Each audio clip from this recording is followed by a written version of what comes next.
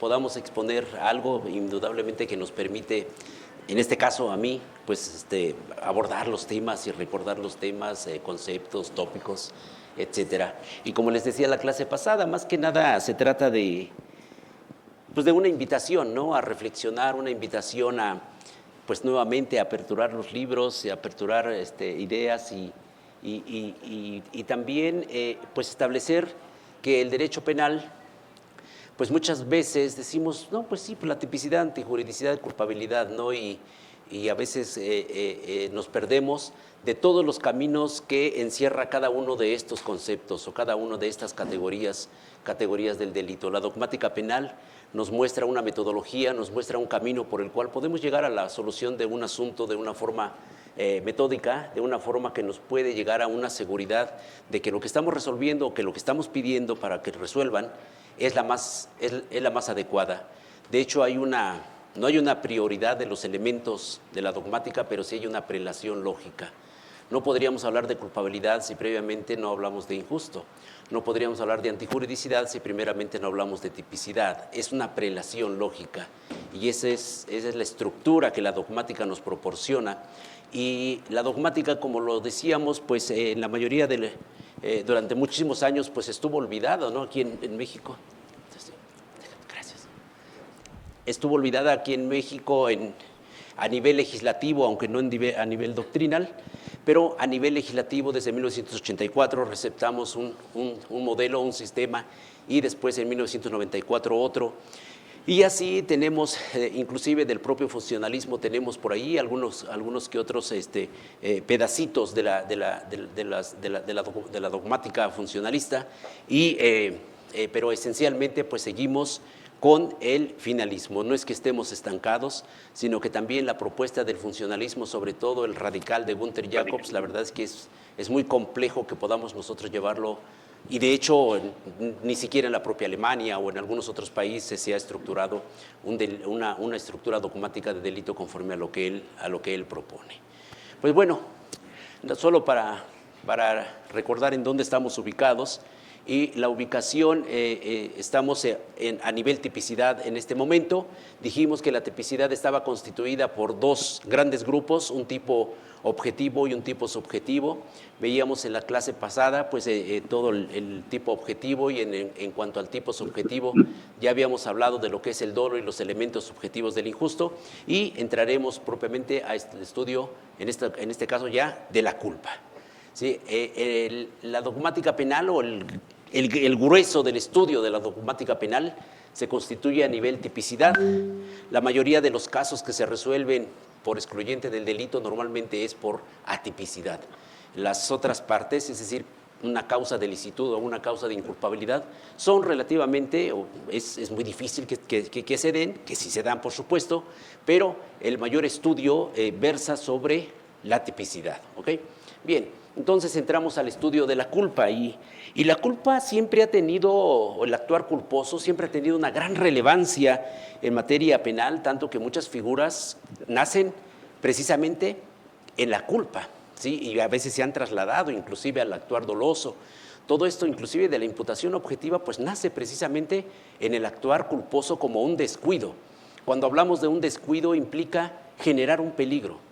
Y cuando hablamos de generar peligros, precisamente estamos hablando de un funcionalismo de Roxin, o de un funcionalismo inclusive de Günther Jacobs, de que cada paso que damos en la vida tenemos que estar viendo si no generamos un peligro o bien aumentamos un peligro que socialmente ya está de por sí tolerado.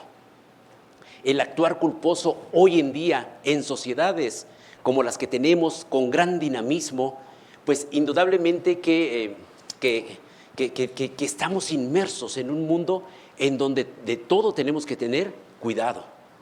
Levantarnos para que no vayamos a golpear a alguien, para que no vayamos a tirar algo. En la calle tenemos que ir con cuidado, en casa tenemos que estar con cuidado. Cuando salimos de casa tenemos que dejar la casa pues bien, que no vaya a haber ahí una llave abierta del gas, del agua, cerrar puertas. Cuando estamos en la oficina también nos piden muchos protocolos de seguridad. Es decir, la naturaleza misma del dinamismo de las sociedades modernas hace que sea más exigente para cada uno de nosotros el evitar la realización de conductas peligrosas. Porque si realizamos alguna conducta peligrosa, puede traer ello consecuencias de derecho y puede traer consecuencias civiles o puede traer también consecuencias penales. Pasamos a la otra, ¿no?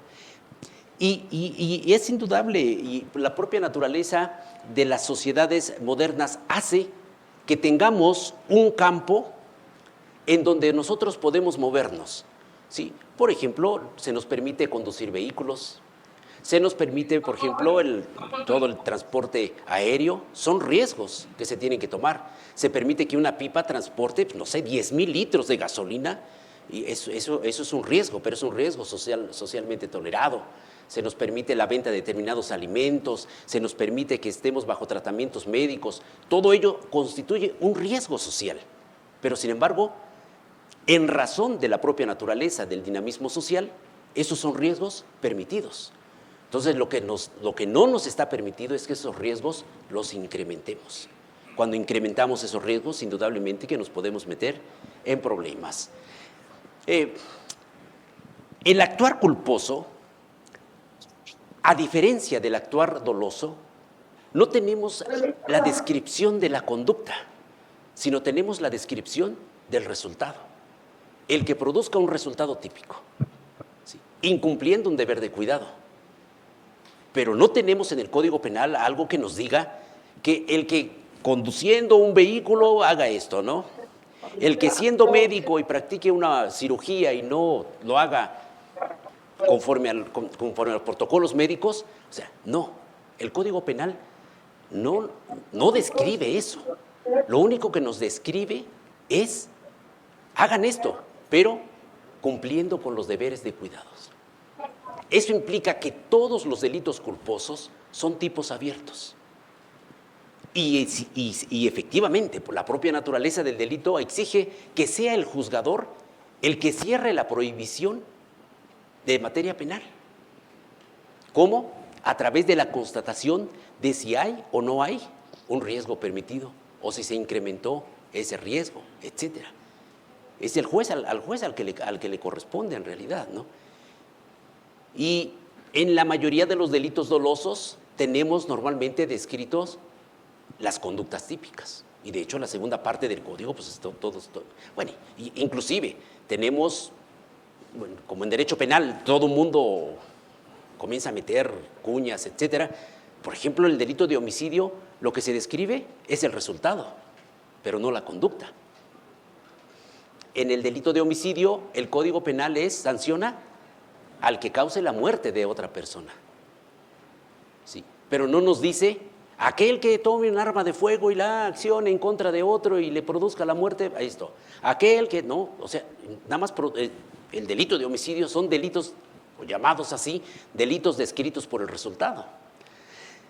En materia culposo ocurre algo similar, donde mediante una fórmula general si incumples un deber de cuidado y causas un resultado típico, puedes meterte en problemas desde el ámbito penal, ¿ok?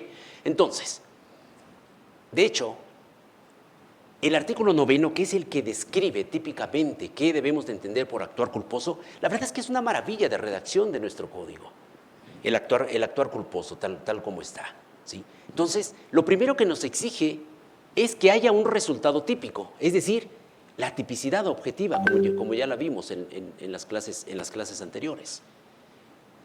Y después nos dice que se cause ese resultado típico, y esto puede ser actual o potencial. Es decir, actual significa que nosotros nos representamos al momento de incurrir en la conducta culposa, nos representamos el resultado. Y por tanto, pues estamos hablando de una culpa con representación. O puede ser que no nos hayamos representado ese resultado, pero teníamos el deber de representárnoslo, ¿sí? Es decir, esa representación o previsibilidad del resultado puede ser actual o puede ser potencial. Y en ello va a estribar el cumplimiento o el incumplimiento de un deber de cuidado, ¿sí? Entonces, la conducta culposa, o cuando actuamos culposamente, actuamos cuando nosotros creemos que estamos ejecutando una conducta que no es peligrosa, cuando en realidad sí lo es. Pero nosotros creemos que no es peligrosa, ¿sí? O bien, cuando creemos que es peligrosa, pero que tenemos el control de la misma. El que hace una fogata en el campo, pues él considera que no está haciendo una conducta peligrosa. Pero pues ¿cuál? Se le desbordó ahí, vino un pequeño viento y como eran pastizales, pues quemó y provocó un incendio forestal, ¿sí? O puede decir, ay, pues hace mucho calor, no ha llovido en toda esa época, pero nuestro picnic o nuestra comida de campo sin fogata, no, vamos a hacer una pequeñita, vamos a ponerle piedritas aquí para que no se expanda o cosas así. O sea, que ellos saben que están haciendo una conducta peligrosa, pero creen que cualquier eventualidad causal, creen que la pueden controlar, cuando no es así. Y ahí estriba el incumplimiento de deber de cuidado. Y hay casos en que ni siquiera se representa la peligrosidad de la conducta. Pero en los tres casos estamos hablando de un actuar culposo. El creer que tenemos una conducta que no es peligrosa. El creer, es peligrosa, pero tengo un control de ella si se me sale de las manos. Aún la puedo controlar. O bien, en la culpa sin representación, ni siquiera me doy cuenta de que lo que estoy haciendo es peligroso. ¿Sí? Y entonces viene el tercer elemento del actuar culposo, el elemento conductual, incumplir un deber de cuidado. El incumplir un deber de cuidado exige dos requisitos fundamentales. Uno, que debía haberlo observado y que podía observar. ¿Sí? Estos dos elementos van a depender de las circunstancias y de las condiciones personales de lo que se esté generando en ese momento. ¿Sí? Y ahí es donde podemos exigir determinadas, pues podemos hacer determinadas valoraciones para decirle a alguien, tú debiste de haberlo previsto. Oye, eres un médico que ha practicado miles de operaciones de esto. ¿Y por qué no te diste cuenta ahora y perforaste el hígado del paciente cuando lo que le tenías que perforar era el riñón? Sí, tú debiste, porque eras un médico especializado en esas circunstancias y condiciones, hacer esto. Pero alguien que no sabe dar primeros auxilios y que se atreve a darlos a un menor y quizá en vez de, porque la presión del pecho no es cualquier cosa en primeros auxilios, es una técnica adecuada.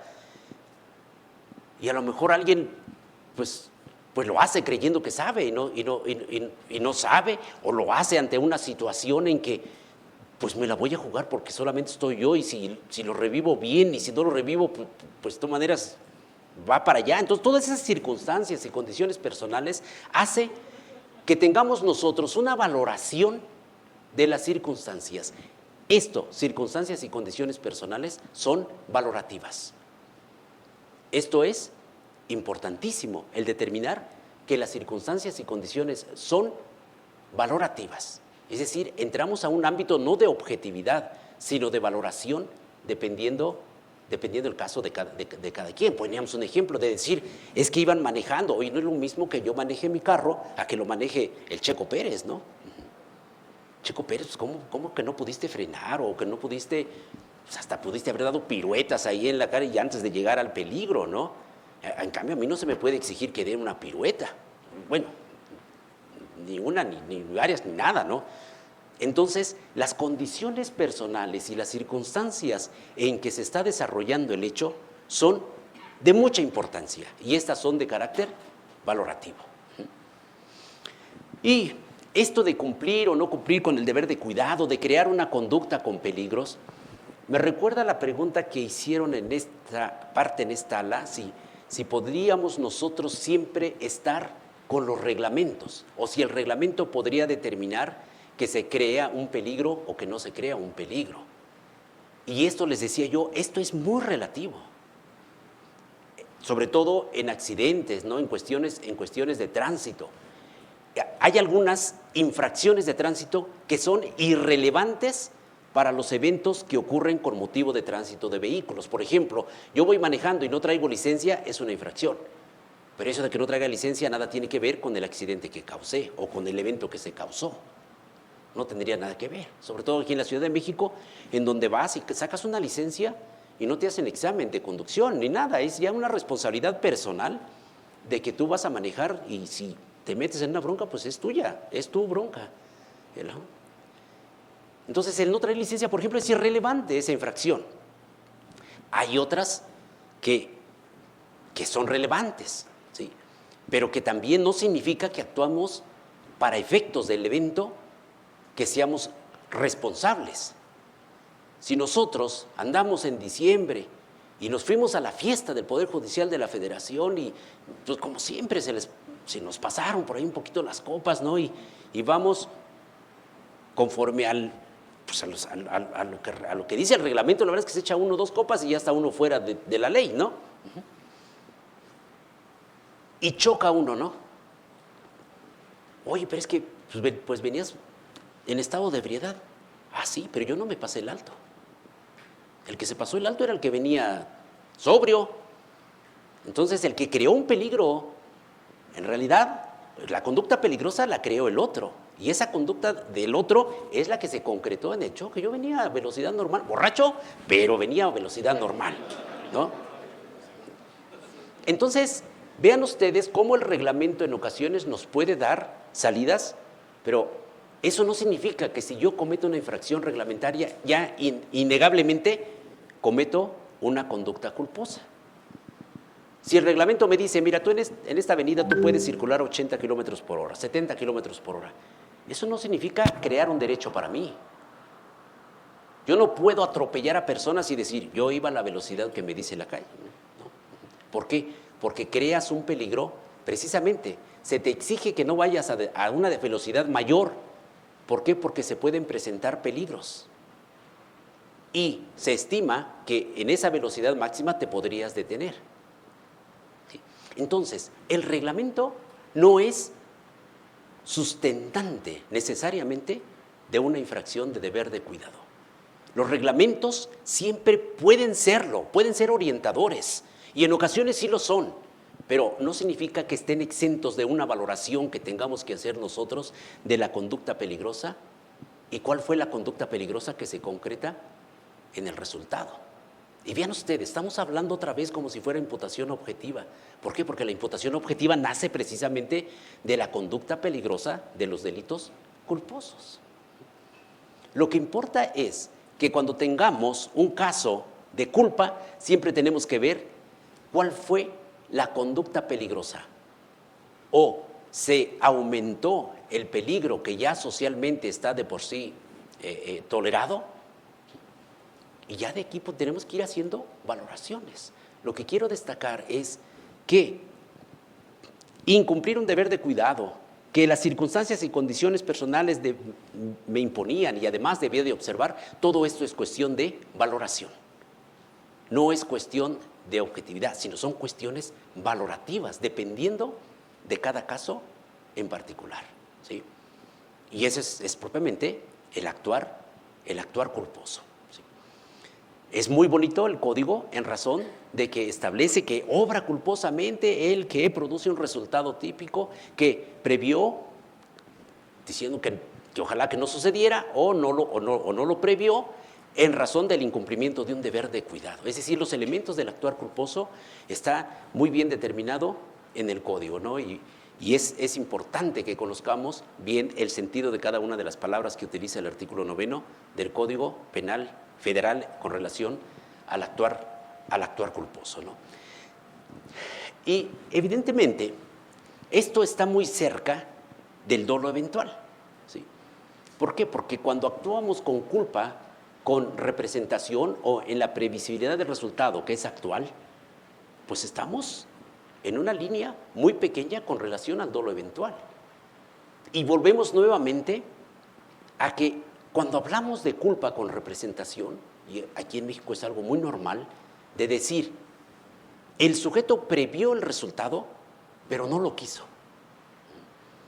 Eso de no lo quiso es así como, bueno, ¿y de dónde sacamos que no lo quiso, no? O que no lo aceptó. Continuó con la conducta, pero no lo quiso, ¿no? o no lo deseaba, ¿no? O sea, utilizamos palabras así que en ocasiones representan, pues no lo sé ni cómo explicarlo. O sea, ¿cómo podríamos saber que una persona sí lo quiso o no lo quiso para el actuar culposo? Por eso hoy en día los autores modernos de lo que hablan es de la otra parte. Saber que estoy creando una conducta peligrosa, para un bien jurídico. Y que no obstante, que sé que es una conducta peligrosa, continúo con ella. En principio porque creo que no es peligrosa, o en segundo lugar, creyendo que es peligrosa, creo que tengo un control sobre la misma. Que es una cuestión de valoración muy diferente a decir, es que el sujeto no lo quiso, o es que el sujeto no perseguía ese resultado. Eso es muy difícil de demostrar. Es la gran crítica que hace Jacobs al finalismo, de decir, pero ¿de dónde pueden ustedes sacar eso, no?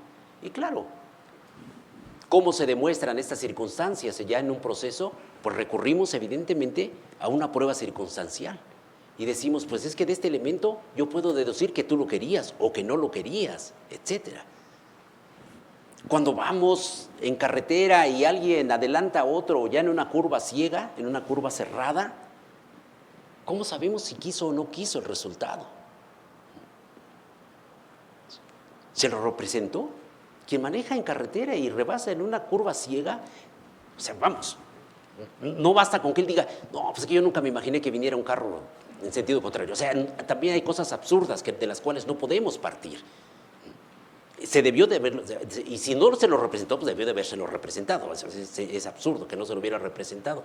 ¿Cómo saber si lo quiso o no lo quiso? ¿Cómo saber si actuó con dolo eventual o con culpa consciente? Bajo palabras de, pues sí lo quiso, sí lo deseó, no lo deseó, contaba con que no se produjera. Sí, son palabras para distinguir que hemos traído pues, prácticamente desde 1984 aquí en México, pero es a veces muy difícil de poder llegar a una solución rica, una solución buena, bajo nomenclatura de esa naturaleza. Por eso hoy en día la teoría de crear peligros, ¿no? que parte de las aportaciones o de las grandes aportaciones de Roxin y de Jacobs, es por la que se está luchando, ¿no? Por la que se está pues tratando de que se imponga. Aquí tenemos nosotros pues digamos que un obstáculo es el contenido del artículo 9, porque el artículo 9 sí nos dice que lo prevea y no queriéndolo o que no lo prevea. Es decir, pues tenemos esa nomenclatura que tendríamos que vencer. Pero en sistema argumentativo, tanto en tribunales como ustedes que tienen la calidad de parte procesal y comenzar a argumentar sobre peligros de la conducta, sería sumamente interesante, ¿no? Porque finalmente el derecho así es. El derecho, lo vimos desde la primera clase, el derecho es dinámico. Y esto puede ir cambiando de acuerdo, y la Corte da interpretaciones de la ley, a veces inclusive en contra hasta de lo que dice la ley. ¿Por qué? Porque el derecho es dinámico. ¿Ok? Bueno, terminada la culpa, pues ya tenemos entonces toda la tipicidad. Ahora vamos a ver muy rápido la atipicidad, que también pues, es sumamente relevante, ¿sí? Y esto ya lo habíamos, de alguna manera lo habíamos comentado al momento que íbamos estudiando el tipo objetivo. Si tenemos una ausencia de conducta es porque no hay voluntad. Y decíamos que la doctrina proponía como casos los movimientos reflejos, ¿sí? La fuerza física irresistible, la fuerza mayor, ¿sí?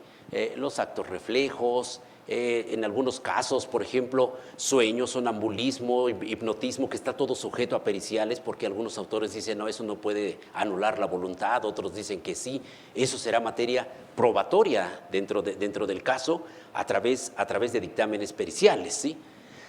Y si falta algún elemento descriptivo o algún elemento normativo, aquí hay que tener en cuenta la naturaleza del elemento en concreto del que estemos hablando. En ocasiones va a traer una atipicidad absoluta. En ocasiones bastará que se traslade el tipo a otro tipo penal. Si lo que falta es un elemento normativo relativo al parentesco, y si no está ese parentesco, pues lo más probable es que caiga en un tipo penal en donde no se exija ese parentesco, etcétera. Eso lo fuimos comentando a menudo que íbamos viendo los elementos de carácter objetivo, ¿sí? Ahora, lo interesante es también la atipicidad del tipo subjetivo y sobre todo en tratándose del dolo. Y en tratándose del dolo, pues tenemos nosotros en el artículo 15, fracción octava, inciso A, tenemos el llamado error de tipo. Es decir, estoy equivocado o no sé que estoy cometiendo un tipo objetivo, ¿sí? ¿Por qué? Porque desconozco o todo el tipo objetivo o porque desconozco alguno de los elementos esenciales del tipo objetivo. El tipo objetivo, recuerden ustedes, conducta, elementos descriptivos y elementos normativos. Si yo por alguna causa desconozco alguno de esos elementos esenciales, voy a estar ante un error. Y si estoy ante un error, no puedo actuar dolosamente. ¿Sí? El error, entonces, el error puede ser invencible por no saber de algún elemento del tipo objetivo y tampoco tengo posibilidad, aunque yo guardara todo el cuidado debido, ni aún así estoy en posibilidad de saber ese elemento. Entonces, la importancia del error de tipo es desconocer y también, desde un punto de vista valorativo, que no pude yo salir de ese error. Pueden suceder muchos casos, el del chofer que transporta agua y que de pronto pues hay una mafia dentro donde él carga agua y en vez de cargar agua le cargaron combustible y no sabía, y ahí hay que ver todavía si tuvo posibilidades o no. Esos son casos así como un tanto cuanto prácticos. Por ejemplo, hay muchos supuestos de transporte de droga en donde a una persona le dicen, oye, pues ve a la Ciudad de México, mira, nada más ve a entregar estas maletas a un amigo que tengo allá, etcétera, ¿no? Bueno, dice, es que yo no sabía.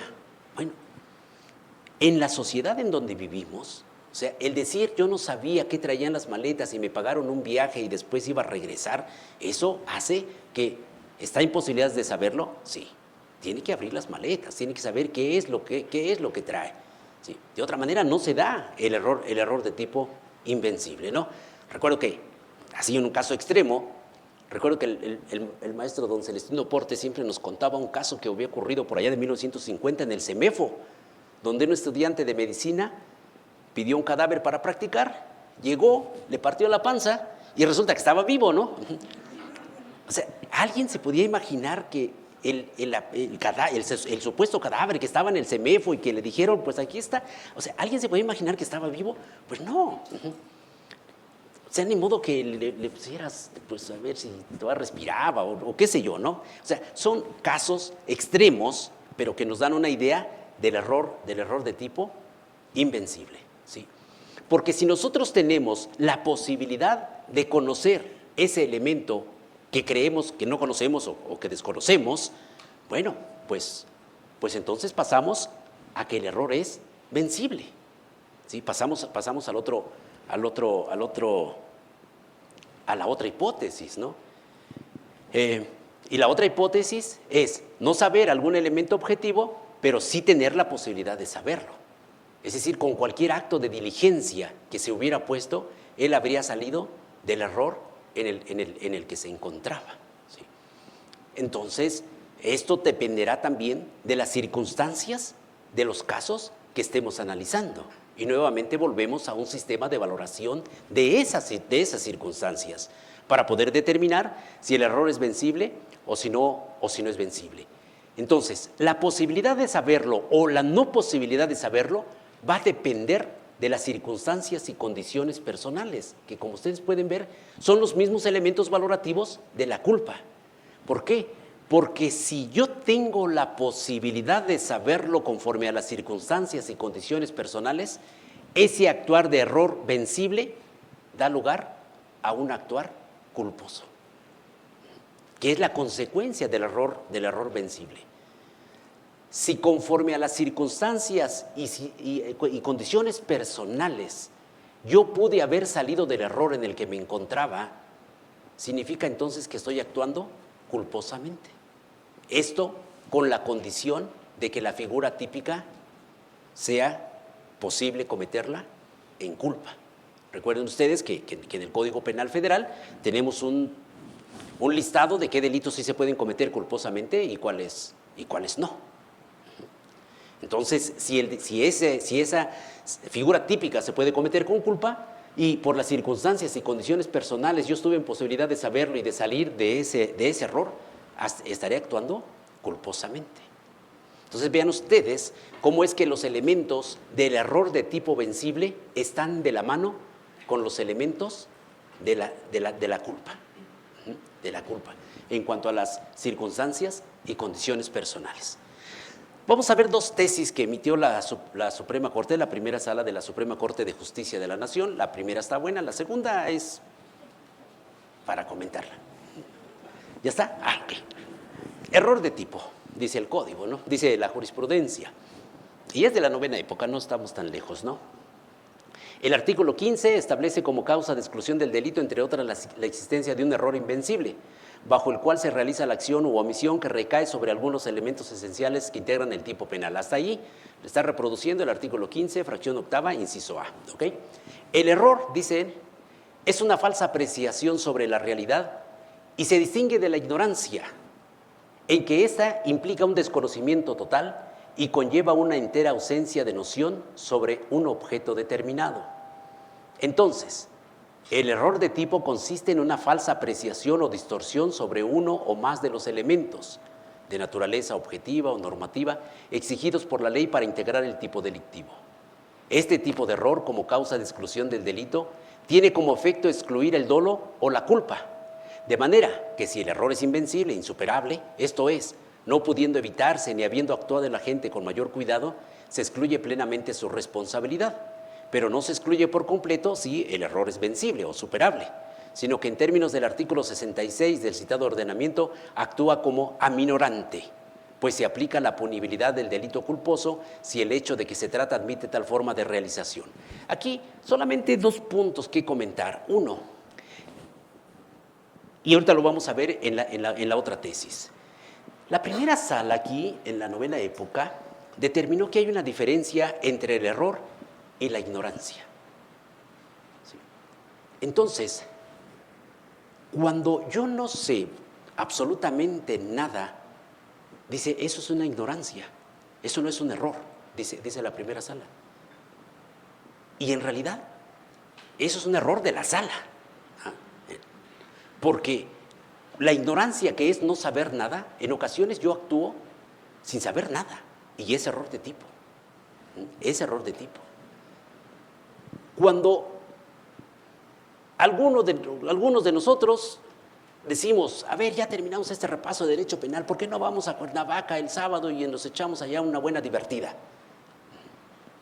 Y uno de los 4 personas que van, el dueño del carro, en la cajuela lleva armas y lleva droga, mucha droga. Los otros, evidentemente, no saben nada, es decir, conforme a la tesis están en ignorancia, ¿no? Pero según la tesis eso no es error, es ignorancia. Y entonces, para los otros, para los que tienen en ignorancia, ¿qué excluyente del delito se daría? Pues según la Corte, pues no sé cuál, según esta tesis, ¿no? Porque el error de tipo no.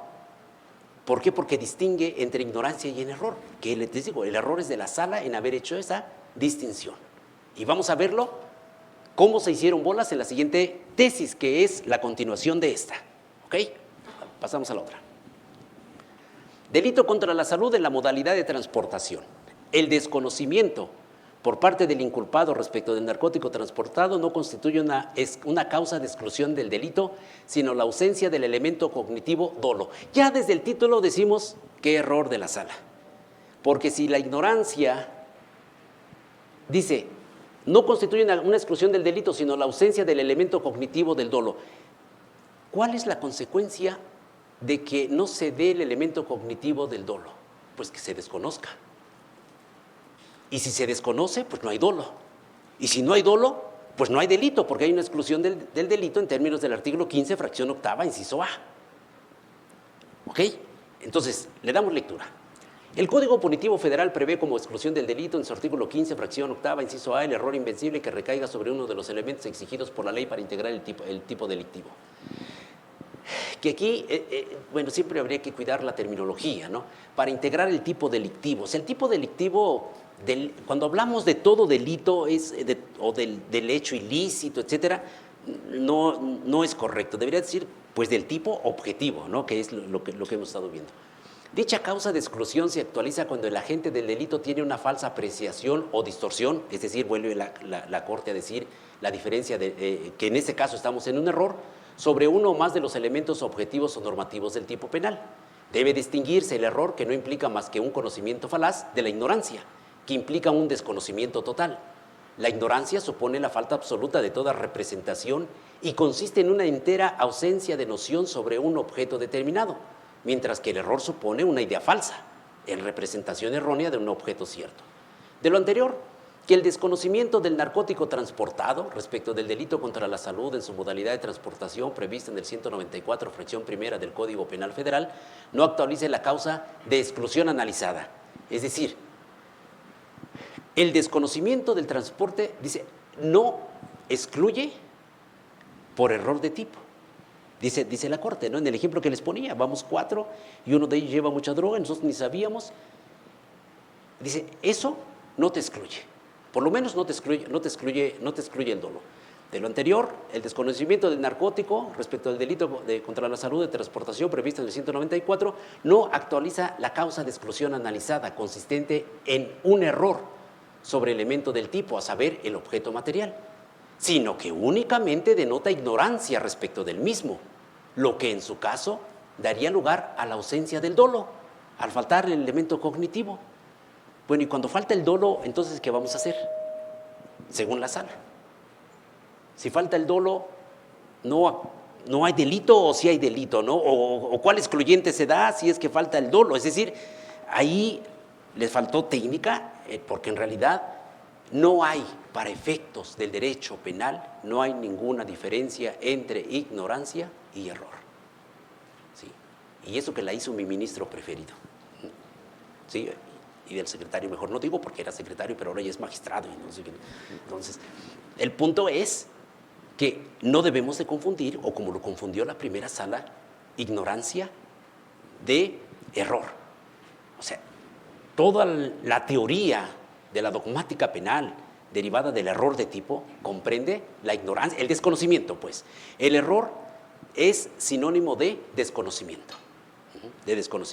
De manera que si nosotros vamos a Cuernavaca y nos agarran, lo más probable es que nos metan a la cárcel ahí unos 8 meses, 2 años, 3 años, mientras se lleva el proceso, nos metan prisión preventiva oficiosa y después quizá al final nos digan, ay, pues sí, tú no sabías y por tanto hay una exclusión del delito prevista en el artículo 15, fracción octava, inciso A, ¿sí? Por desconocimiento de que en el carro iba droga, o que por lo menos tú no sabías si había droga, ¿no?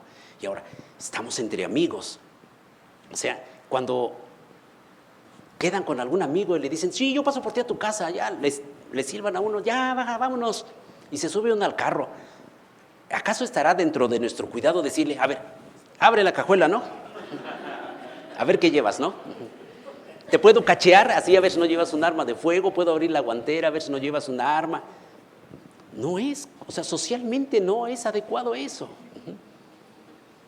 Nosotros nos trepamos al carro y vámonos. Eso implica entonces que estamos ante un error de tipo. El error como sinónimo de desconocimiento. ¿Sí? ¿Ok? Bueno, ya quitamos la tesis, ¿no? Entonces, el dolo se va a excluir por ausencia de conocimiento. ¿Sí? Si el error es invencible, es decir, porque no teníamos posibilidad de superar ese error, será una atipicidad completa. Si el error es vencible porque sí estábamos en posibilidad de saberlo, conforme a nuestras circunstancias y condiciones personales, este último elemento no está en el código de circunstancias y condiciones personales, pero eso tendríamos que agregarlo. ¿Sí? Si conforme a esas circunstancias y condiciones personales estamos en posibilidad de hacerlo, incurrimos en el campo de la culpa. ¿Sí? Pero esto siempre y cuando haya un tipo penal culposo. Si no lo hay, pues evidentemente hay una atipicidad también absoluta. ¿Sí? Ahora, si hay ausencia de culpa, esto implica que se produjo un resultado típico, pero no incumplimos un deber de cuidado. No creamos ninguna conducta peligrosa. ¿Sí? ¿Por qué? Porque hicimos o actuamos dentro del campo de los peligros socialmente tolerados, o fue una conducta que no era peligrosa conforme estaba desarrollando. Y se causó un resultado, pero esto no fue motivado por ese peligro generado o por el ejercicio de una conducta socialmente tolerable. Y en ese caso, estamos ante un caso fortuito. Fortuito. Y pues el caso fortuito, como podemos ver, y creo que este ejemplo se los puse, creo que en la primera o segunda clase, de que si vamos por el periférico y alguien se avienta porque se quiere suicidar y nosotros vamos a la velocidad reglamentaria, vamos, creo que es 80 kilómetros ahí, supongamos que vamos a 60 y pues cae el sujeto a 2 metros, ¿no? Imposible frenar conforme a la velocidad que llevábamos, que es reglamentaria. Y lo matamos. Vean ustedes que si nosotros resolviéramos ese asunto conforme a la teoría causal, sería una forma de culpabilidad, como lo vimos, ¿no? Sí. Si fuéramos de teoría causal normativa, diríamos que había un caso fortuito por la valoración del incumplimiento del deber de cuidado. Si lo vemos desde el punto de vista finalístico, sería, como está aquí, un caso fortuito, pero sería de la tipicidad, es decir, una atipicidad.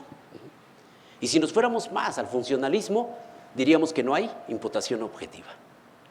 Entonces, vean ustedes así casos de este tipo, cómo es que se solucionan de una u otra manera, dependiendo de la dogmática que sigamos. Aquí lo estamos nosotros ubicando el caso fortuito como una atipicidad ante la ausencia de culpa, en razón de que así está estructurado el código, ¿no? O sea, no podríamos aquí meter la teoría funcionalista porque tenemos una salida ya expresamente, ¿no? del propio código, ¿sí? Ahora, si se trata de una ausencia de elementos subjetivos del injusto, cuando los vimos, recordarán ustedes que hacíamos esta clasificación. Hay elementos subjetivos del injusto que son fundantes de toda la tipicidad, ¿sí? El que utilice un documento falso tendrá que tener en mente que va a obtener un provecho o causar un perjuicio. Si no tiene esa finalidad, hay una atipicidad absoluta. Pero en ocasiones el elemento subjetivo del injusto agrava o atenúa. Si no se da, pues indudablemente se va a dar el otro tipo del cual deriva, ¿no? Si alguien priva de la libertad a otro, pues tenemos una privación muy simple, de hecho está prevista en el Código Penal Federal. Pero si privamos de la libertad para pedir rescate o para causar daño a la víctima, nos pasamos a la ley antisecuestro, ¿sí? ¿Por qué? Porque hay un elemento subjetivo del injusto. O, por ejemplo, poníamos ese ejemplo la clase pasada de quien lleva a un menor del territorio nacional hacia el extranjero con la finalidad de enrolarlo en una familia, ¿sí? Es un elemento subjetivo que atenúa, en este caso, la pena. Y hay delitos, decíamos, de resultado cortado. El delito de delincuencia organizada, por ejemplo, que antes de que los sujetos ejecuten las conductas para las cuales se organizaron, ya de por sí tenemos el delito de delincuencia organizada. Pero si no se da ese elemento subjetivo por el cual se organizaron o para lo cual se organizaron, pues indudablemente no tendríamos también la comisión del delito y sería una atipicidad. Aquí depende del tipo de elemento subjetivo del injusto y esa va a ser indudablemente la consecuencia que tengamos. Una tipicidad, una traslación o una atipicidad absoluta. Tendremos que ver la naturaleza jurídica de cada uno de los elementos subjetivos del injusto, qué papel, qué rol están jugando dentro de la tipicidad. ¿Sí? Ok. Pues con eso terminamos el tema, no la clase, ya, sí los vi así con una alegría de que ya nos vamos, ¿no? Con eso terminamos la tipicidad, ¿ok? El siguiente elemento, que ustedes saben, lo saben muy bien, es la antijuridicidad. La antijuridicidad, de hecho, solamente vamos a hacer algunos comentarios, porque la antijuridicidad, ustedes saben que para que se dé o se cumpla la antijuridicidad, hay que constatar que no haya una causa de licitud. Si comenzáramos a estudiar ahorita las causas de licitud, pues obviamente no terminamos ni con la primera, que es la legítima defensa, con todos sus requisitos. Pero pasamos a la siguiente lámina, salvo la legítima defensa, que es un caso muy, digamos, específico y aún así, con todas sus valoraciones y sus interpretaciones, lo cierto es que las otras hipótesis, el estado de necesidad, cumplimiento de un deber y ejercicio de un derecho, esas tres, en realidad, son hipótesis que el juzgador tiene que llenar también. Pero aquí no tenemos ningún problema de si se afecta o no se afecta el derecho penal democrático, porque toda interpretación que se haga en buena parte para la integración de una causa de licitud en derecho penal es admitida. No tenemos ningún problema con ello. Entonces, ¿cuándo estamos ante un estado de necesidad justificante? Pues cuando vamos a salvar un bien jurídico de mayor valía y vamos a destruir otro de menor valía. Rompemos la puerta, rompemos vidrios para sacar a una persona porque la casa se está incendiando, ¿sí? O cosas de ese tipo, ¿no? Así. Pero vean ustedes, el estado de necesidad no prevé los casos, sino los casos se van a dar y las partes le van a proponer al juez que hay un estado de necesidad y el juez va a tener que resolver a ver si lo hay. Tendrá que hacer una ponderación de los bienes. El cumplimiento de un deber y el ejercicio de un derecho son cuestiones normativas que derivan de la ley, pero no están casuísticamente dichos todos esos. En cada caso tendremos que ver si es que se adopta o no se adopta. Ahora, la antijuridicidad tiene su base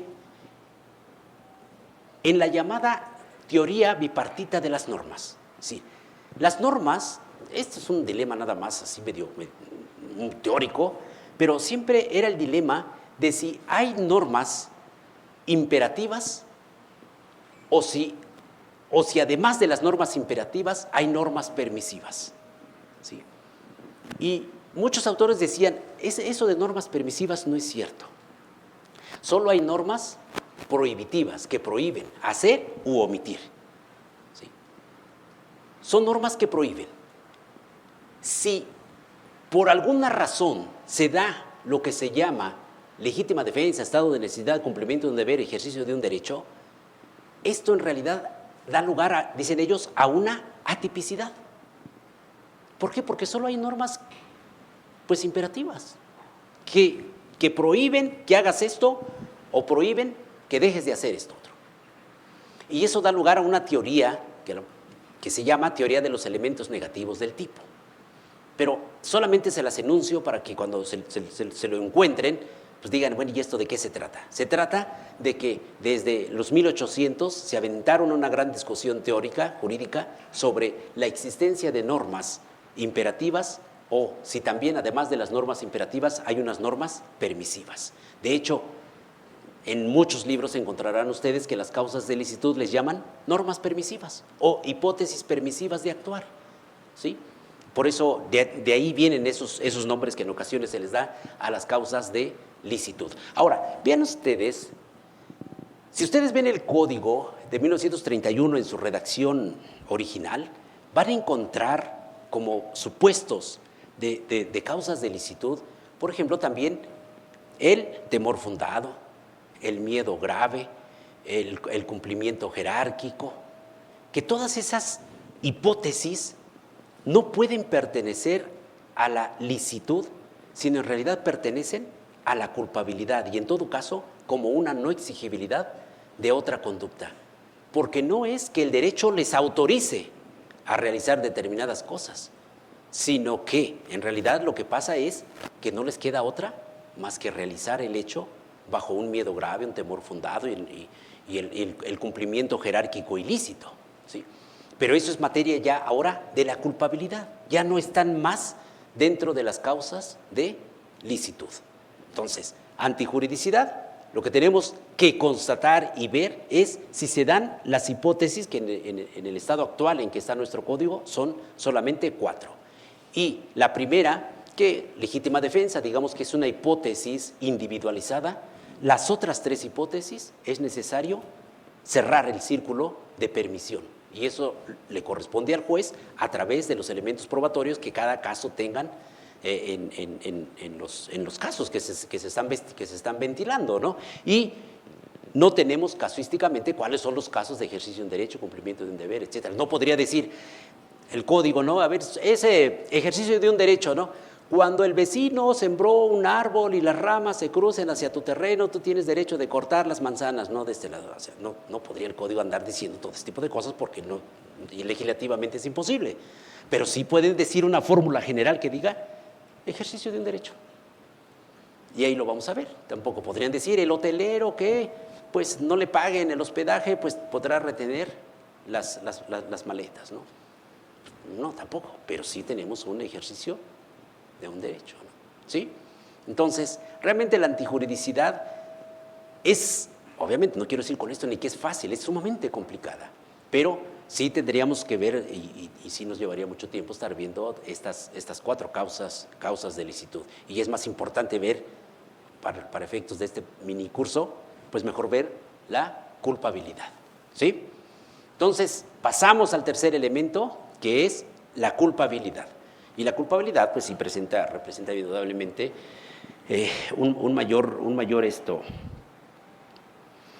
pues una mayor explicación. Además es más bonita. La antijuridicidad, la verdad es que es muy seca. Si lo vemos desde el punto de vista de la emoción, de la explicación y del conocimiento, es como la Edad Media, ¿no? Así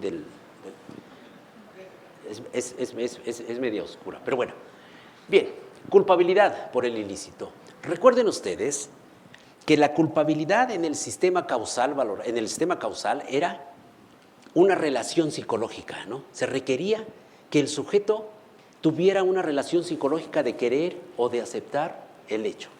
En la conducta en la culpa era una relación psicológica de prever un resultado que no quiso, o si no lo previó, que debió de haberlo previsto para ver si lo quería o no lo quería. Ajá. En el sistema causalista valorativo, la culpabilidad llegó a ser algo que hasta la actualidad lo tenemos. La culpabilidad es reprochabilidad. Te voy a reprochar, recuerden ustedes que el sistema causal valorativo es introducir muchas cuestiones de valor en todos los elementos del delito, ¿sí? Y en la culpabilidad el elemento detonante fue la reprochabilidad. Te voy a reprochar penalmente porque cometiste un ilícito o un injusto. Recuerden que en materia penal le llamamos ilícito o injusto al hecho típico y antijurídico. ¿Okay? El hecho típico y antijurídico es un injusto, es un ilícito. Entonces, te voy a reprochar penalmente porque cometiste un injusto penal, teniendo la posibilidad de haberte ajustado o que tu conducta fuera conforme a derecho. Si la persona dice, yo no pude ajustarme o mi conducta, ¿quién sabe qué tendremos ahí? Si la persona dice, yo no pude ajustar mi conducta al derecho, puede ser que estemos ante una causa de inculpabilidad y por tanto no va a haber reproche penal. Pero esto de decir, yo no pude tener mi conducta conforme a derecho, pues no nada más es decirlo y tampoco es tan fácil y tampoco es así como que nada más lo digo y ahí nos vemos y que me deje salir el Ministerio Público. Está lleno de requisitos o de hipótesis que debemos de analizar y poder ver.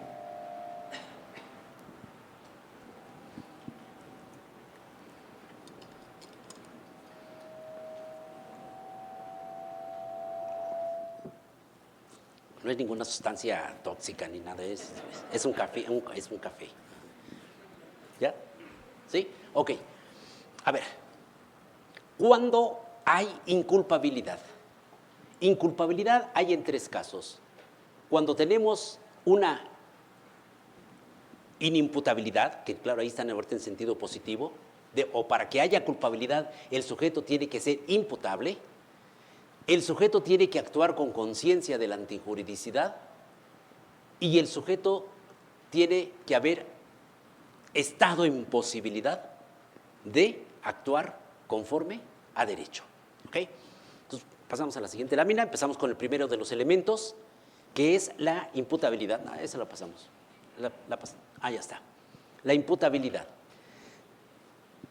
En el artículo 8 tenemos nosotros el concepto de imputabilidad con sus dos elementos: la capacidad de comprender la ilicitud del hecho y conducirse de acuerdo con esa comprensión. Les comentaba cómo en el pasado bastaba que una persona que no tuviera capacidad de comprender la ilicitud prácticamente para meterlo en medidas de seguridad sin ver si se pudo conducir o no de acuerdo con esa comprensión, ¿no?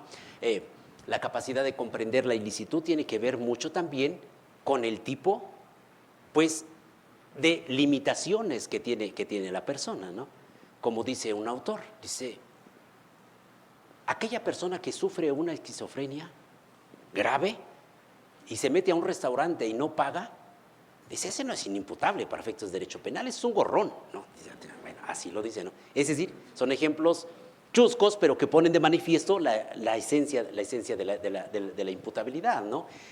Pero en este elemento, en realidad, lo que vale la pena analizar es el aspecto negativo, es decir, la inimputabilidad.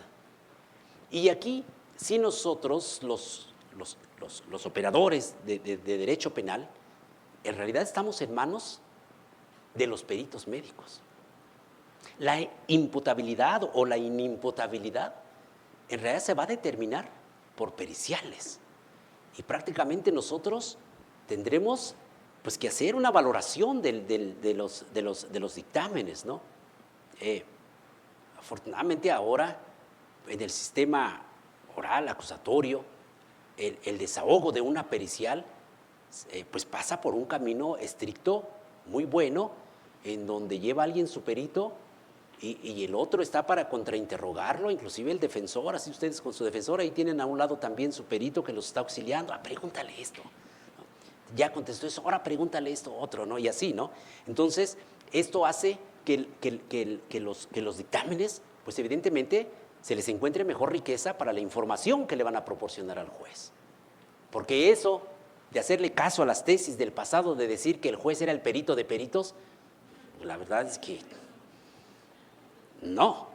El juez valoraba los peritajes, pero decir así como que es el perito de peritos, como decir, no, yo no le hago caso ni al perito A ni al perito B porque están bien mensos, no, la verdad yo me voy a ejecutar mi propia pericial. No, eso no podía ser. Entonces tendría que ver siempre sí, al juez lo que le corresponde es valorar, pero en este tema de la imputabilidad e inimputabilidad, en verdad que estamos en manos de los médicos, ¿sí? Ahora, hay dos hipótesis por las cuales hay estado de inimputabilidad: el trastorno mental y el desarrollo intelectual retardado. Son las dos que prevé el código. Lo importante es que el trastorno mental, esta subdivisión ya no la prevé el código, pero desde el punto de vista de la academia se reconoce el trastorno mental transitorio y el trastorno mental permanente. Y aquí es importante porque en tratándose del trastorno mental transitorio significa que la persona en su vida normal es imputable, solo que por algunas circunstancias se puso en estado de inimputabilidad. Por eso es un trastorno mental transitorio. Cuando esta persona, que supongamos que fuera procesada porque cometió un injusto, un hecho típico y antijurídico, pero lo cometió en un trastorno mental transitorio, actuó inimputablemente. Y es una verdadera causa de exclusión del delito. no se le pueden imponer medidas de seguridad porque dentro de su vida normal él es imputable. ¿Sí? Pero vean ustedes, si esa persona ejecutó un hecho típico y antijurídico en un trastorno mental transitorio, pero él buscó o se puso en ese estado de inimputabilidad, entonces responderá por el injusto que ha cometido. ¿Sí? Estas que se llaman acciones libres en su causa,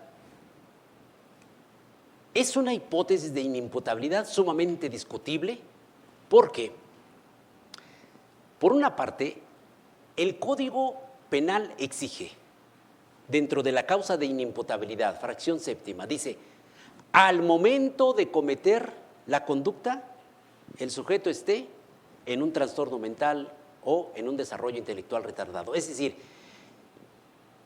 parte crucial de la inimputabilidad es que el hecho se cometa al momento en que la persona es inimputable. Y en las acciones libres en su causa, lo que vamos a juzgar ni siquiera es el resultado, sino la conducta precedente de esa persona. Dice el código, si él se puso en estado de inimputabilidad, sea dolosa o culposamente, va a responder por el resultado. Entonces, cuando hablamos de acciones libres en su causa, debemos de preguntarnos, ¿cuál es la conducta penalmente relevante? ¿La que ejecuta el sujeto en estado de inimputabilidad o la que ejecuta el sujeto en los actos por los cuales se puso en estado de inimputabilidad? Es decir, son dos momentos muy diferentes. Si nosotros decimos la conducta relevante es la conducta previa. ¿Por qué? Porque esa es la conducta en la que él debió de haber actuado diligentemente, cumpliendo un deber de cuidado. ¿Sí? Si nosotros decimos que la conducta relevante es la conducta previa, en realidad, como lo hacen muchos autores, las acciones libres en su causa ni siquiera se deberían de ver en la imputabilidad, sino se deberían de ver a nivel tipicidad para ver si actuó dolosa o culposamente. ¿Sí? Entonces, pero esto nada más hay que mantenerlo en mente, pero sabiendo que el código, las acciones libres en su causa las prevé dentro de la imputabilidad. ¿Ok? Ponen ejemplos, ¿sí? de que los padres saben que tomando el sueño no los despierta pero ni la alarma sísmica, ¿no? No los despierta nadie. Y además, como tienen este trastorno del sueño, hasta han ido con médicos y los han filmado en la noche, porque si tienen un trastorno médicos lo hacen aunque se filme. No, y se ve que en la noche, manotazo para acá, manotazo para allá, uno amanece con la cabeza en los pies y el otro amanece atravesado, etcétera, ¿no? Y cuando ponen al bebé en medio de ellos dos, la conducta, y lo asfixian, la conducta penalmente relevante no es el momento en que lo asfixian, ese es el resultado. La conducta penalmente relevante es haber dejado al bebé en medio de ellos. Y si eso es así, entonces, esa acción libre en su causa, en realidad pertenece a la tipicidad. ¿Sí? Porque es donde vamos a calificar si actuaron culposa o dolosamente. ¿Sí? Entonces, en algún momento va a haber alguna reforma y seguramente esto puede pasar a eso. Pero lo que importa entonces es que el hecho de que se cometa un injusto bajo un estado de inimputabilidad provocado por el propio sujeto, no significa que haya una inimputabilidad como excluyente del delito, sino que en realidad tenemos que ver, porque puede ser ese hecho penalmente relevante a título de culpa o de dolo, según sea el caso. Entonces, trastorno mental transitorio sí, transitorio, pero si se da la hipótesis de acciones libres en su causa, no se va libre el sujeto. Habría todavía que hacer la valoración de si hay o no hay dolo o culpa. Pero miren ustedes, si se trata de un trastorno mental permanente, eso significa que la persona, no tan solo en el momento en que cometió el hecho, sino siempre tiene un trastorno mental. Por eso es permanente. Y ahí sería una causa de inimputabilidad, pero a diferencia del trastorno mental transitorio, en que el sujeto es normal y que si se acredita que no actuó ni con culpa ni con dolo por acciones libres en su causa, será una causa excluyente del delito por inimputabilidad. En este caso, aun cuando hay una inimputabilidad, al derecho penal le vale sombrilla. No obstante que eres inimputable, yo te voy a aplicar una medida de seguridad. Entonces, vean ustedes cómo el derecho penal es tan invasivo, porque siempre decimos, si hay una inimputabilidad es un excluyente del delito. En realidad, no es así, porque las medidas de seguridad exigen que se cometa un hecho típico y antijurídico en su base, y el derecho penal va a actuar imponiéndole medida de seguridad. Si fuera una verdadera excluyente del delito, no le tendríamos que imponer ni penas ni medidas de seguridad. Pero vean ustedes, es inimputable, y no obstante que es inimputable, de todas maneras se le aplica una medida de seguridad. Y luego, como están reguladas las medidas de seguridad del Código Penal Federal, es un peligro. O sea, el Estado y la sociedad, nosotros todos en conjunto somos un peligro para las personas que tienen un trastorno mental o un desarrollo intelectual retardado. En el caso para esto es lo mismo. Que se les imponen medidas de seguridad durísimas, durísimas. Y entonces también, desde un punto de vista de política criminal, tendríamos que preguntarnos, ¿tendría el derecho penal que actuar en forma tan drástica con aquellas personas que están en estado de inimputabilidad por trastorno mental permanente o por desarrollo intelectual retardado? ¿O tendríamos que regularlo al menos? Porque si ustedes ven el articulado del Código Penal Federal en materia de inimputabilidad, pues se aplican penas de reclusión e inclusive hasta por el mismo tiempo como si fuera prisión. Entonces, pero eso es una cuestión de política criminal que tendríamos que revisar seriamente. Y no debemos de confundir esta inimputabilidad de la dogmática penal con la inimputabilidad en que incurre el sujeto procesalmente cuando se está desarrollando ya el proceso. En ocasiones, durante el proceso, el sujeto cae en estado de inimputabilidad. Eso es otra cosa, porque allá no cometió el hecho ni inimputable ni nada, o sea, se incurrió durante el proceso, y ahí confundimos mucho también y le imponemos medidas de seguridad por un hecho que hizo cuando era imputable, pero que incurrió en imputabilidad durante el proceso. Así, bueno, ¿y a mí por qué? Pues a mí que me juzguen como cuando era imputable, ¿no? Entonces, la imputabilidad y la inimputabilidad en México hoy en día está pésimamente regulada. Pésimamente regulada. Por política criminal se le debería de echar un vistazo. Tenemos muchísimas personas privadas de la libertad. ¿Sí? ¿Por qué? Porque seguimos todavía con esta tendencia del siglo XIX de que son personas que deben de estar como excluidas. Cuando tenemos un sinnúmero de protocolos nacionales e internacionales por los derechos de las personas con discapacidad. Y no obstante eso, los continuamos en materia penal. Tenemos muchos problemas de política criminal que invaden indudablemente muchos de sus derechos y sin darles chance propiamente a una política criminal adecuada en materia de imputabilidad e inimputabilidad, ¿sí? Entonces, mucho cuidado, por favor, cuando tengan casos de imputabilidad e inimputabilidad, ¿ok? Ya los casos, les digo, estamos en manos de los médicos, que los médicos son los que nos dicen qué es una esquizofrenia, quién tiene esto, quién tiene un trastorno mental transitorio, quién tiene un desarrollo intelectual retardado. No nos vamos a meter en eso porque la verdad sí me considero un total ignorante de todas esas hipótesis como para explicarlas, pero la inimputabilidad estamos en manos de los médicos. Ahora, si la inimputabilidad es absoluta, esto lo habíamos comentado ya, en ocasiones es tal la inimputabilidad que borra inclusive la voluntad del sujeto.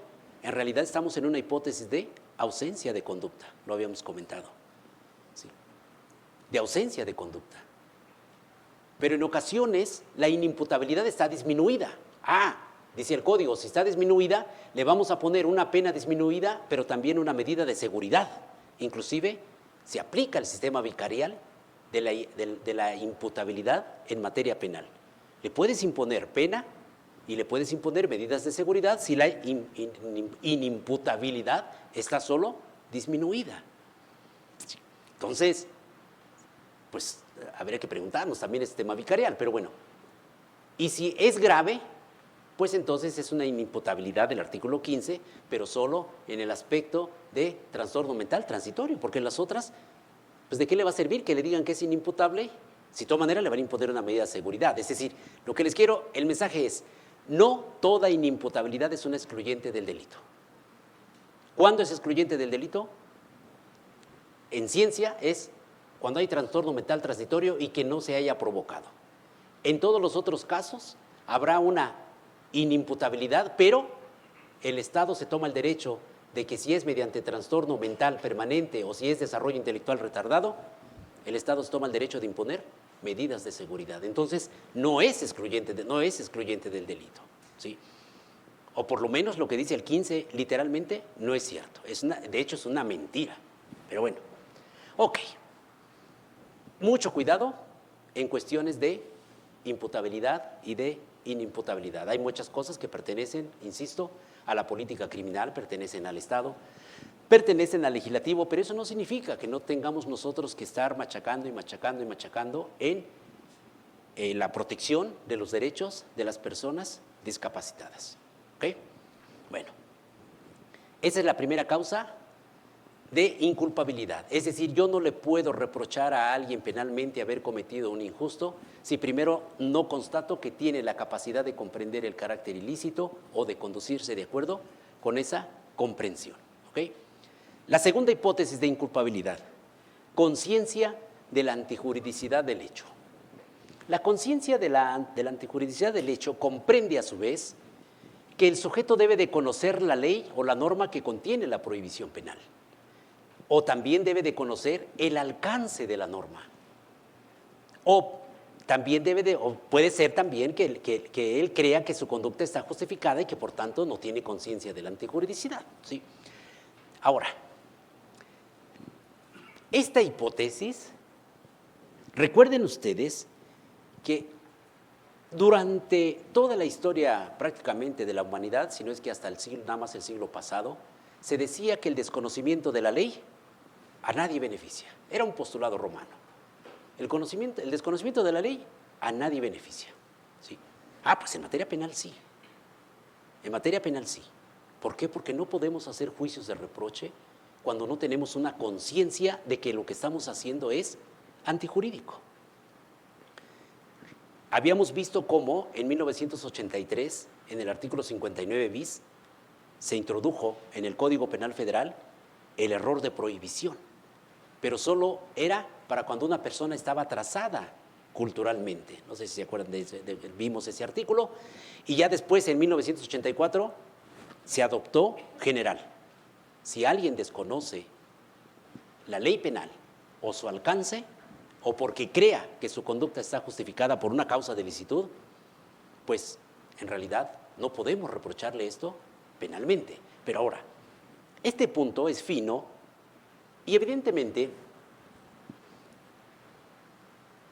tenemos nosotros un catálogo de delitos que le llama la doctrina históricos. Alguien no puede venir y decir, es que yo no sabía que robar era delito, yo no sabía que matar era delito, yo no sabía que lesionar era delito. Es decir, hay un conjunto de ilícitos que por propio dinamismo social, que inclusive una persona que tiene 18 años debe de conocer, y se espera que así lo conozca, que hay determinadas situaciones en que no podría decir él, yo desconocía que esto era delito. Por eso es muy importante la valoración que se haga de esto. Pero hoy en día tenemos delitos sumamente complejos, ¿sí? Pasamos a la siguiente lámina. Tenemos delitos sumamente complejos que en ocasiones nos decimos, en realidad, ¿podemos saber si esto es delito o no es delito? Cuando desconocemos nosotros la norma prohibitiva, cuando nosotros desconocemos el alcance de la norma prohibitiva, estamos ante un error de prohibición directo. ¿Sí? Ahora, por ejemplo, hay delitos económicos, delitos fiscales, delitos contra el ecosistema, que el otro día me habló un familiar y me dice, oye, es que, pues no sé, tengo una duda, es que dicen que si no pago este impuesto que puedo cometer un delito fiscal. Le digo, no sé. Y no sé, de verdad no sabía, ¿no? No sé. Es que fíjate que compré 2 carros, pero los compré como un sistema de arrendamiento para la empresa, pero me dicen que no sé qué, que el impuesto, porque dicen que a lo mejor me meto en un problema. No sé. Y de verdad no sabía. ¿Por qué? Porque hay delitos fiscales bien complejos. Hay delitos económicos de las leyes bancarias muy complejos. Delitos de leyes especiales relacionadas con el sistema financiero complicadísimos. Y en ocasiones podríamos incurrir en error de prohibición. Pero para esto tenemos que ver cuáles son las circunstancias y condiciones personales del autor. Oye, eres un perito en mercado de valores, ahí estás todo el día ahí en la casa de valores y no sé qué, y haciendo transacciones, no me digas que no sabías.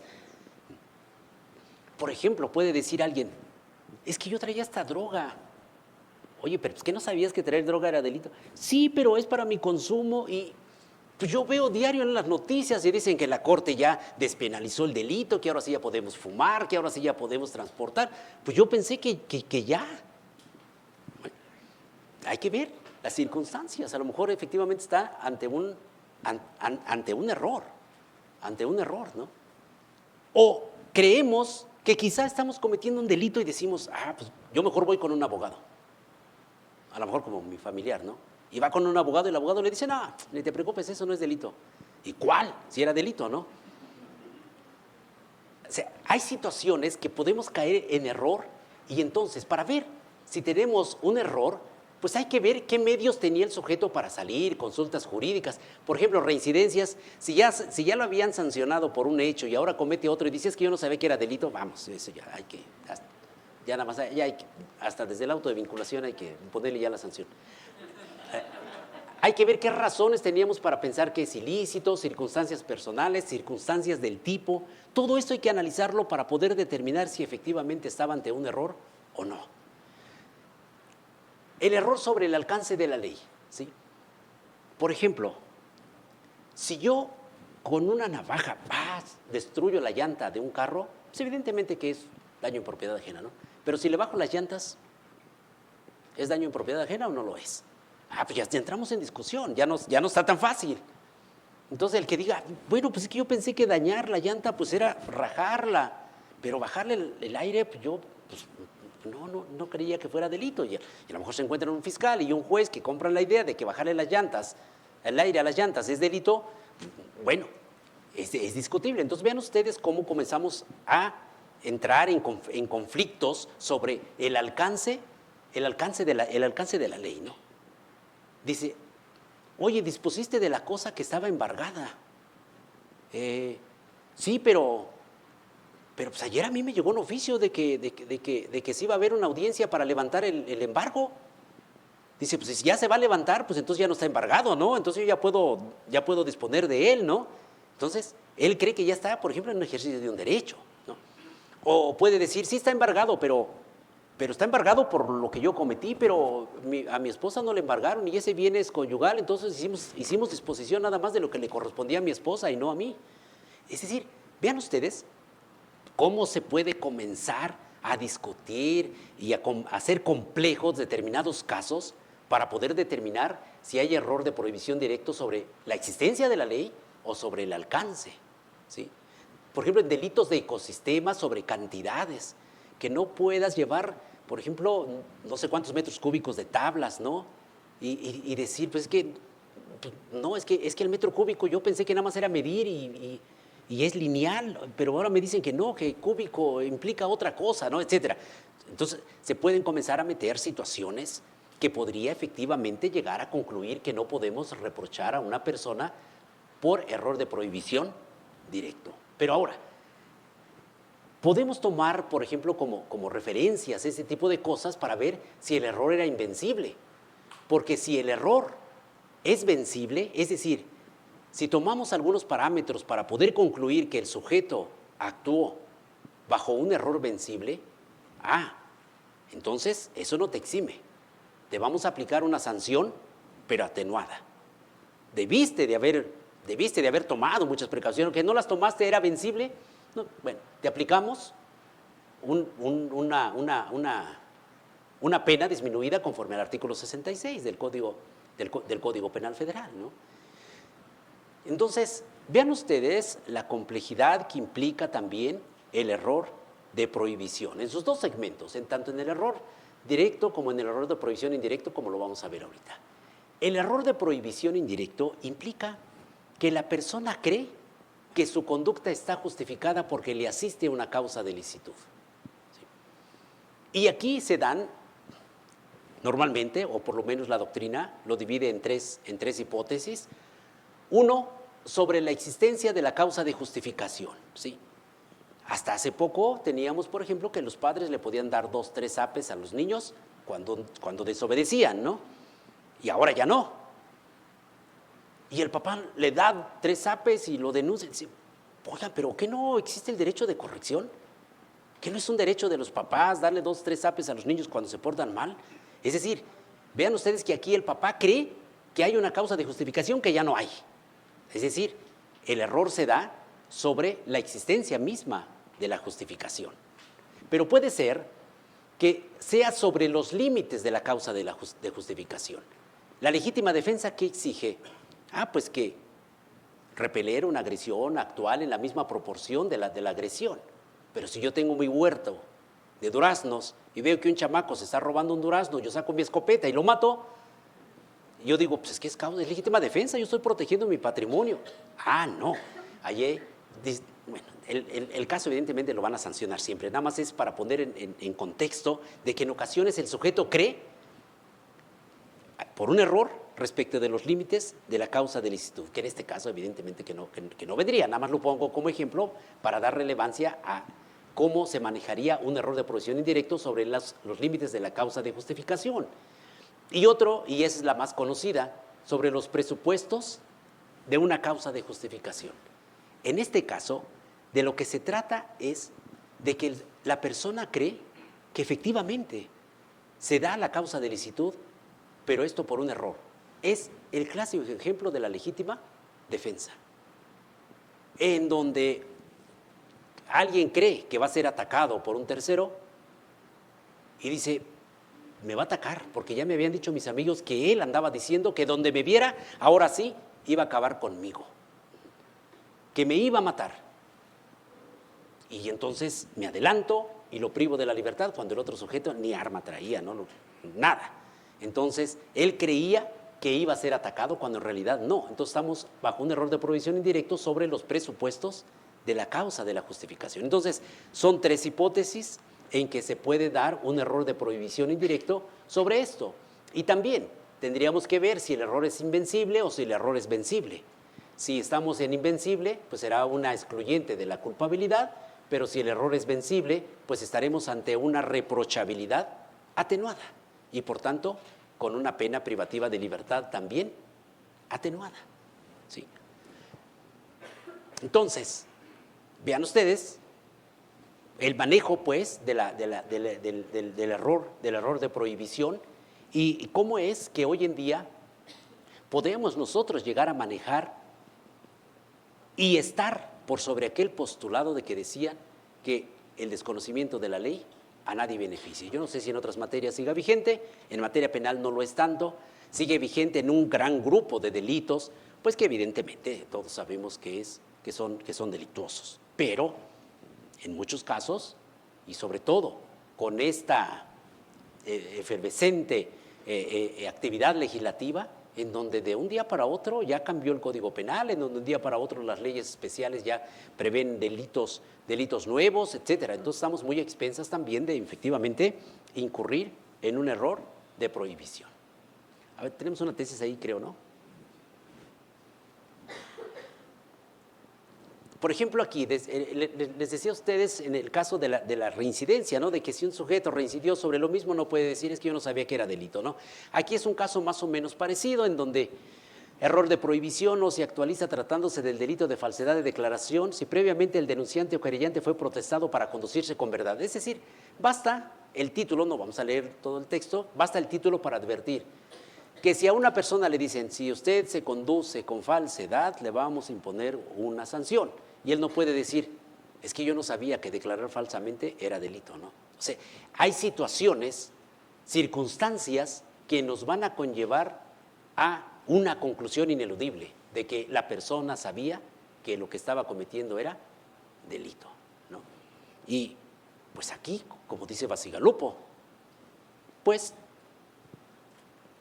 dice, esto de que conozcamos o no conozcamos que este hecho es o no delito, dice, es complicado, porque tal parece que solo los abogados podríamos saber eso. Y dice Bacigalupo, algunos, porque algunos ni eso saben, ¿no? Entonces, que no estemos en ese grupo del sarcasmo de Enrique Bacigalupo, ¿no? Hay que estar en el otro grupo, ¿no? Bueno, ¿qué hora es? Bien, ahí se acaba, ¿no? Tenemos, otra tesis, a ver, échala. Defensa putativa y riña. El error de prohibición indirecto implica, dijimos, que el sujeto cree que su conducta está amparada por una causa de licitud, ¿ok? Cuando el sujeto cree que está amparado por una causa de licitud, a esto le llaman estar en un estado putativo. Y por eso el lenguaje le llaman defensa putativa, es decir, legítima defensa putativa, estado de necesidad putativo, ejercicio de un derecho putativo, etcétera, ¿sí? Y se utiliza este lenguaje, pero vean ustedes, es de la séptima época. Si el evento luctuoso tuvo lugar dentro de un marco de riña, circunstancia no contemplada como atenuante en el Código de allá de Sonora, ello significa que tanto el inculpado como el ofendido actuaron en una situación de ilicitud, merced el animus regendi, que los impulsó a la contienda, ¿no? Que es muy clásico de la riña este lenguaje, ¿no? Así como en el fuero interno del acusado estuvo presente el ánimo de reñir, no es posible que opere la defensa putativa, es decir, creer que se estaba defendiendo. Habida cuenta la incompatibilidad de aquel animus defendendi, necesario para la estructuración. Es decir, si yo me pongo en un plano de ilicitud para reñir con otra persona, no puedo decir que me estoy defendiendo o no puedo creer que estoy bajo el amparo de una legítima defensa. En efecto, la defensa putativa, es decir, una legítima defensa que por error creo que se da, cuya naturaleza ha sido destacada como un error de tipo permisivo o error de prohibición indirecto, no es más que la representación mental de una legítima defensa perfecta, integrada con todos los elementos que el tipo de permisión exige para que se justifique la conducta, entre ellos el ánimo de defensa. Esto es, en la esfera de lo subjetivo debe estructurarse la legítima defensa real. Es decir, yo tengo el ánimo como si la defensa fuera íntegra en todo su concepto. Sin embargo, y esa es la razón por la cual la exculpante de referencia se caracteriza como error y se adjetiva como putativa en el mundo fenoménico, externo u objetivo, se está ante una legítima defensa imperfecta e incompleta por carecer de alguno de los requisitos que la conforman. En síntesis, en la defensa putativa no hay la adequatio real e intellectus. Vean, se aventó una buena frase el ministro Pavón Vasconcelos, un latinajo ahí, ¿no? De esto significa, ¿recuerdan ustedes esa teoría de la verdad por adecuación? De que La nieve es blanca solo si, y si efectivamente la nieve es blanca, ¿no? Por ejemplo, dicen, ¿no? En esto de sistema argumentativo, ¿no? Que es eso que viene, que en realidad esto de la adequatio rei es todo un tema aristotélico, ¿no? De que una cosa es verdad siempre y cuando se adecue a la realidad.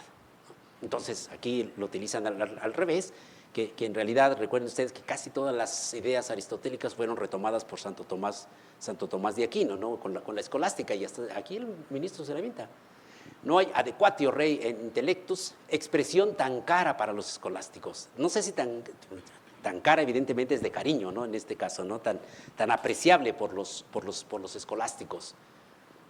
No hay correspondencia entre el mundo histórico sensible y la subjetividad humana, ¿sí? Entonces, no hay una verdad de correspondencia, ¿no? Podríamos decir, entre lo que el sujeto cree y lo que está ocurriendo en la realidad. Ajá. Entonces, vean ustedes esta tesis, que además es de la séptima época, les decía, pero es bonita, inclusive hasta en el lenguaje que utiliza, es un tanto cuanto interesante aquí cómo la estructuró el ministro Pavón Vasconcelos, ¿no? Que decíamos, Pavón Vasconcelos es de los normativistas que tuvimos aquí en México, junto con Castellanos Tena, Porte Petit, Villalobos, etcétera, ¿no? Mariano Jiménez Huerta, ¿sí? ¿Ya acabó? Espérense, entonces nos hace falta una que no traemos lámina, pero es la no exigibilidad de otra conducta. A ver, regresamos unas láminas, solo para ponernos en contexto, más atrás. Espera, no, más atrás. Aquí está. Entonces, no, aquí está. Entonces, la culpabilidad implica que es culpable quien no ha podido comportarse con arreglo a derecho, es inculpable si hay inimputabilidad, es inculpable si no tiene conciencia de la antijuridicidad, sea por error de prohibición directo o indirecto, pero también es que la no exigibilidad de otra conducta. Y esto es un tema importantísimo que dijimos que lo introdujo el sistema causal valorativo, en donde por primera vez, a raíz de los estudios de Frank, dijo, en realidad el derecho penal de lo que se debe de preocupar es por hacer responsable a una persona y reprocharle penalmente por haber cometido un injusto, teniendo la posibilidad de ajustarse a las normas de derecho. ¿Sí? Cuando ello no ocurre, y aquí también es evidentemente un análisis, una valoración de que conforme a las circunstancias, si se pudo o no pudo adecuarse a las normas de derecho. Esto de no exigibilidad de otra conducta, la verdad es que es bien difícil que encontrar los casos en la realidad de un proceso por no exigibilidad de otra conducta. Siendo juez, me encontré con un caso, y vean ustedes la importancia de saber una u otra figura, y de hecho hasta la fecha no sé si lo hice bien o lo hice mal. Una familia tiene su casa y al frente tiene una tienda de abarrotes. Entre la casa propiamente dicha y la tienda de abarrotes, lo único que tienen es una ventana de comunicación, una pequeña, así un cuadrito de comunicación. Para entrar a la tienda o a la casa tienen que salir por el zaguán, que estaba a 10 metros, y pasar por la banqueta y ya llegar a la tienda, ¿no? O viceversa, si cerraban la tienda, se iban por la banqueta y entraban por el zaguán. En algún día, el padre de familia escucha voces de agresión dentro de la tienda. Se asoma por la ventana y ve que su hijo está siendo amagado en un asalto.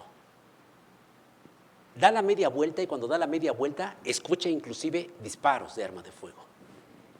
El padre tiene un arma de fuego. Toma el arma de fuego del ropero donde lo tenía, sale por el zaguán, obviamente recorre los 10 metros que incluían la banqueta y enfrenta al agresor. El punto aquí es el delito de portación de arma de fuego por el cual la fiscalía acusó y dijo, porque sacó un arma de fuego, caminó 10 metros por la vía y pues, por tanto pues es un delito permanente, ¿no? Y el delito permanente se consuma en cualquier estado de su ejecución. Ok, nos parece absurdo y podríamos decir, bueno, ¿y qué hizo el señor? ¿O cuál sería el excluyente del delito? Entonces estaba yo ante un dilema, el decir, es una no exigibilidad de otra conducta porque le podemos decir a un padre de familia que no saque un arma para ir a defender a su hijo en las circunstancias en que ya estaba, no podemos reprocharle eso. Y de hecho, le apliqué la no exigibilidad de otra conducta. Aunque después me quedé con la duda, dije, bueno, ¿qué pasaría si al padre le ayuda a cometer el delito un tercero respecto del cual no tiene vínculo con el hijo que estaba siendo amenazado? Ya no tendría propiamente la excluyente de no exigibilidad de otra conducta. Y ahí fue donde me planteé seriamente el decir, creo que estábamos ante una legítima defensa en favor de terceros. ¿Cuál es la diferencia? Que si yo hubiera aplicado la legítima defensa en favor de terceros, esto excluye de responsabilidad a cualquier persona, tanto al padre como a quien no tuviera ningún vínculo con el padre, porque el hecho sería lícito por la legítima defensa a favor de terceros. Pero al momento en que yo lo paso a la culpabilidad es individual. La culpabilidad es un reproche que se hace individualizado a las personas, y si otra persona hubiera ayudado al padre, tal vez ahí pues yo habría tenido que condenar a la otra persona y excluir al padre por no exigibilidad de otra conducta. Entonces vean ustedes cómo un hecho puede tener una repercusión tan grave si lo colocamos, en este caso, legítima defensa a favor de terceros o no exigibilidad de otra conducta. Entonces, siempre hay que estar pensando, siempre hay que estar interrogándonos, siempre hay que estar maquinando qué pasaría aquí, cuál sería la consecuencia, etcétera, etcétera, etcétera. Porque el derecho penal así es, para estarlo pensando, imaginando, remachando, etcétera, ¿no? Entonces, pues tenemos ya hasta aquí, entonces, un repaso, tenemos ya hasta aquí, pues una síntesis de lo que implica el derecho penal, la dogmática jurídico-penal, en sus elementos de, bueno, vimos la teoría de la ley penal, vimos después, con todos sus elementos, vimos después ya la teoría del delito, que implica los elementos positivos y negativos. ¿Qué se queda pendiente? Se queda pendiente a lo que los autores llaman las formas especiales de aparición del delito, que son autoría y participación, concurso de delitos y tentativa. ¿Okay? Eso ya cada quien por su cuenta los repasa. Y pues esto, como les decía al principio, creo que el mayor beneficiado de esto soy yo, porque cada vez que explico esto, refuerzo yo mismo mis propios conceptos o estos conceptos, ¿no? De manera que, pues no me queda más que agradecerles y ojalá que les quede algo esto en el trabajo y en la labor diaria que realizan. Gracias.